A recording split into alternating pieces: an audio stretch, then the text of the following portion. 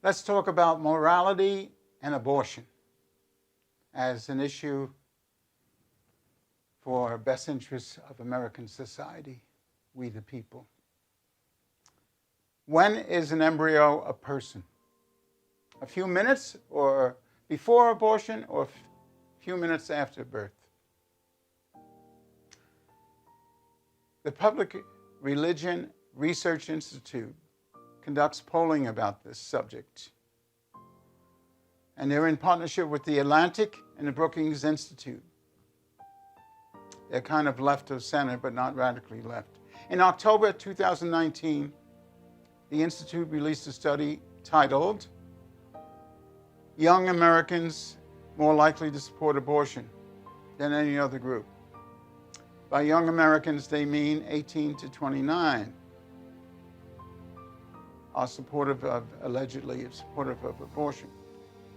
These young people didn't exist when the law was passed by the Supreme Court. So nearly 59% of these young people support abortion, compared to 49% of seniors, defined as 65 and older. But then again, I asked the question, when is an embryo a person? So pro-abortion supporters welcome the support from youth as good news. But they forget that it indicates that 41% of the young educated people, oppose abortion. It shows that the pro-life movement is robust in the face of this cultural trend. Certain facts reinforce this conclusion. First, every adult who was alive when the Supreme Court handed down this ill-informed decision, Roe v. Wade, is now over 65. That was back in 1973. And one of my relatives said, oh, the abortion law is settled law. Why don't you move on? No, it's not settled law. Because the decision is not based on scientific truth. It's not based on facts, because DNA sequences that we use every day in the courts of law prove that the fertilized egg contains 100% of the human genome. That's important. From the moment of conception, that fertilized egg contains 100% of the human genome. That's a proven fact. So let's move on to demographics. Demographics are essential elements. It affects our future politics. It affects our laws and economics. It creates challenges in communicating. It challenges our education systems. And if we observe what happened in Europe, there's a book out called The Strange Death of Europe by Douglas Murray. Scary, scary stuff. He shows how immigration, identity politics, and Islamic immigration changed Europe substantially. It affected their culture, their politics, economics, education.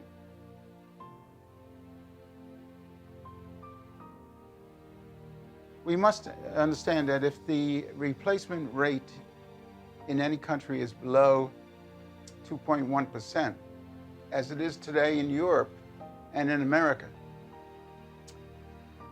the culture will radically change in only 2 generations. Second, these young people will grow up in the most hypersexualized culture in history, perhaps since the chaotic Roman Empire 2,000 years ago. So all these young people will experience access to the dark side of the internet in early childhood. Third, television portrays cohabitation as positive. They have vulgar rap music, vile language. Bad manners is now the new normal in schools and society. These things favor abortion mentality or the so-called sexual freedom. You might ask, what if their parents aborted them? It wouldn't exist. However, yet 41% of these educated youth are pro-life. So the United States is not doing the world any favor by exporting this false ideology which claims that any type of union, permanent or temporary, is as good as the traditional family. So the key words for success are dignity of life for the unborn and the elderly, trust in the Lord, an early attitude of gratitude, family values and good role models, and teaching responsibility of the individual. While it is true that many single parents do an admirable job of raising their children, nonetheless, we owe it to the children of our country and the world to encourage stable, intact, two-parent families. All women and men have a right to vote, a right to equal justice, a right to control their bodies, which God gave them as temporary stewards. You don't own your body. You're not allowed to destroy your body. You are a temporary steward of that body, which the Creator gave you.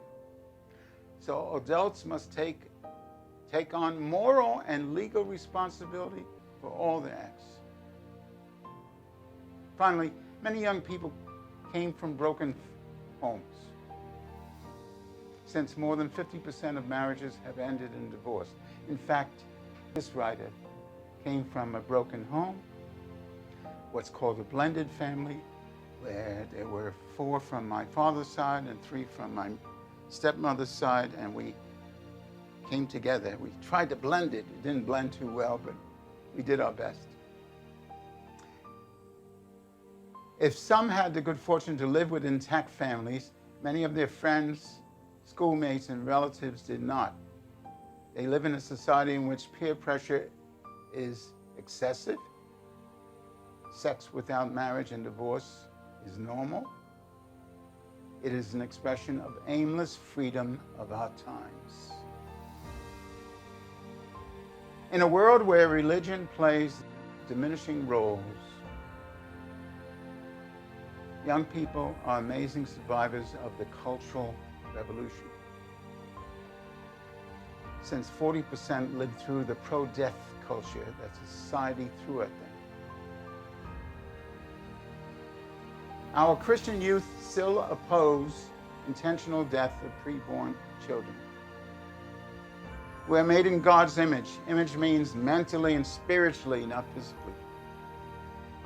All humans, even young babies, are transcendent persons. They transcend what they are. We have a higher purpose, a greater calling. We're always in pursuit of wisdom. Now, wisdom is defined as truth plus reason multiplied by experience. Now, when our body dies, our spirit lives on. So rights for rights' sake is foolish without moral responsibility. Now, we are all slaves, not just the minorities, not just the blacks, the browns. How can I say that? Now, slavery has existed before recorded history. We find slavery in Egyptian, Greek, Rome, and European history. During the 1,000 years, approximately, of the Roman Empire, about 75% of the world was slaves. Throughout the 17th and 18th century, Muslim traders kidnapped African people, forced them into slavery to work as servants and laborers in the production of tobacco and cotton, and some on sugar. So everyone is a slave to something. The American Union Army victory over the South freed 4 million enslaved people. But the legacy of slavery continued to influence American history. That was the status quo at this stage of our early natural history.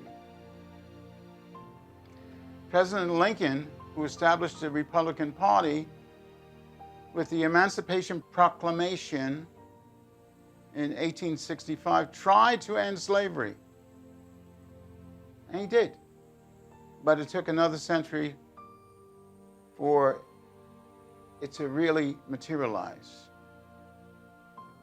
While many rightly conclude that slavery is morally wrong, what is also important to know is how did the slave owners treat them? History shows that George Washington, Jefferson, among many others,